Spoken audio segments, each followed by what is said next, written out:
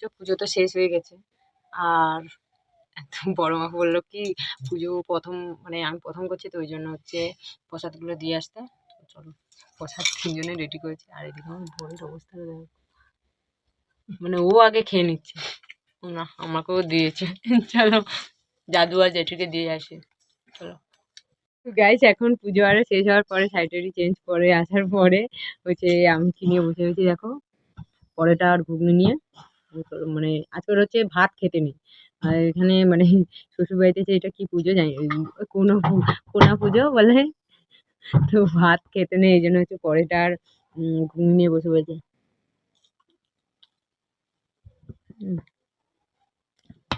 তুমি খাবে?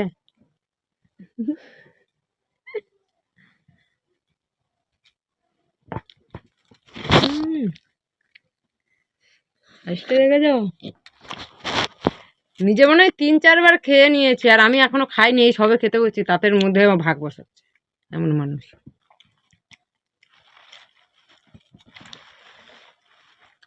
এত মুড়ি হবে না, অল্প।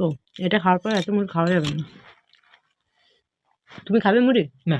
তাহলে কমিয়ে দাও। সত্যি বলতে গাইস, মানে পয়টাটা যা হয়েছে বলা নয়, যাই হোক, কিন্তু ইয়ে আর একটু কমাও।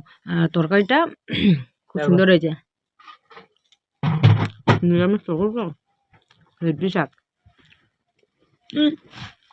পরেটা নিয়ে এসেছিলাম ওখান থেকে, আমার বর আগে অর্ধেক খেয়ে নিয়েছে, আমার জন্য অল্প রেখেছে। তো সেটাই তো আর পেট ভরলো না, এই জন্য বরকে বলতে হচ্ছে মুরগি দিয়েছে, মুড়ি।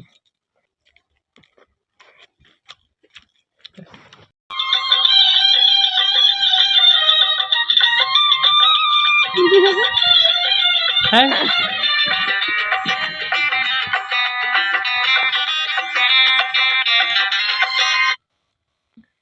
কেমন খাচ্ছে দেখো, আগে দই এটা নিয়ে বসে পড়েছে, মানে আমি যে খাইনি সেটার দিকে আর নজর নেই, সে আগে দই মালসা নিয়ে বসে পড়েছে।